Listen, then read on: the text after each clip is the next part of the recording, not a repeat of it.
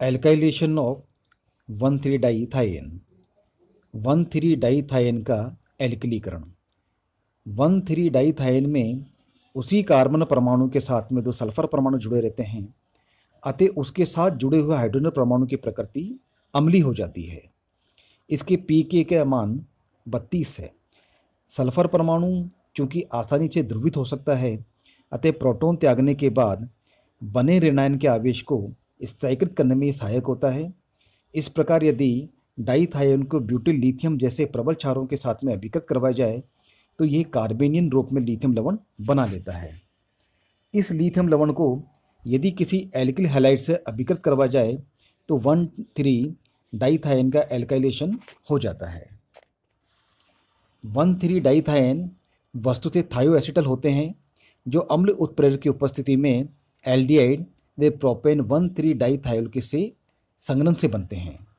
यदि इस थायोएसिटेल का एल्किलीकरण करवाया जाए तो थायोकीटेल बनता है, जो जल अपघटित होकर कीटोन मुक्त करता है। जल अपघटन सामान्यतः मेथेनॉल अथवा जलीय एसीटोनाइट्राइल में मर्क्यूरी क्लोराइड के द्वारा संपन्न कराते हैं। इस प्रकार कुल मिलाकर इस विधि में एक एल्डिहाइड का एक कीटोन में परिवर्तन हो जाता है। नेक्स्ट है एल्काइलेशन एंड एसाइलेशन ऑफ इनामीन्स। इनामीनों का एल्किलीकरण व एसिलीकरण। इनामीन उन यौगिकों को कहते हैं जिनमें एक कार्बन कार्बन द्विबंध के साथ कोई एमिनो समूह जुड़ा हुआ हो। इन्हें बनाने के लिए कार्बोनिल यौगिकों का द्वितीयक एमीन के साथ में संघनन करवाया जाता है। जैसे साइक्लोहेक्सेनोन का जब पिरोलोडीन के साथ में संघनन करवाते हैं तो साइक्लोहेक्सेनोन पिरोलोडीन इनामीन बनता है।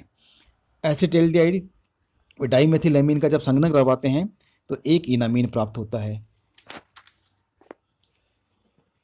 यह अभिक्रिया इमिनियम आयन के द्वारा संपन्न होती है।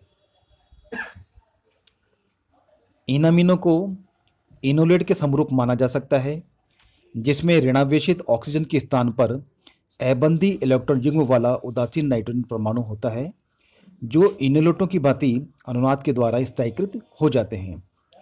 इस अनुनाद के कारण बीटा कार्बन परमाणु पर पर्याप्त कार्बोनियम लक्षण आ जाता है, अतः ये नाभिक स्नेह की भांति व्यवहार दर्शाते हैं। इनामीन को नाभिक स्नेह की भांति प्रयुक्त करने के लिए किसी क्षार उत्प्रेरक की भी आवश्यकता नहीं होती है, जबकि इनोलेट ऋणायन केवल क्षार की उपस्थिति में ही बन सकते हैं। नेक्स्ट है स्टॉर्क इनामीन रिएक्शन। स्टॉर्क इनामीन अभिक्रिया।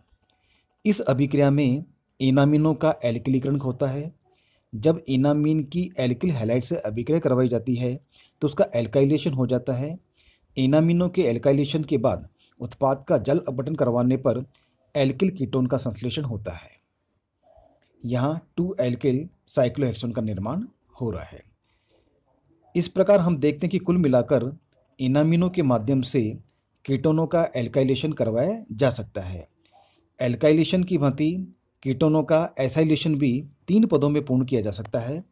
पहला है इनामीन का बनना, दूसरा है एसिलीकरण करवाना और तीसरा है जल अपघटन करवाना। साइक्लोहेक्सेनोन से एसिल साइक्लोहेक्सेनोन का निर्माण निम्न प्रकार से किया जा सकता है।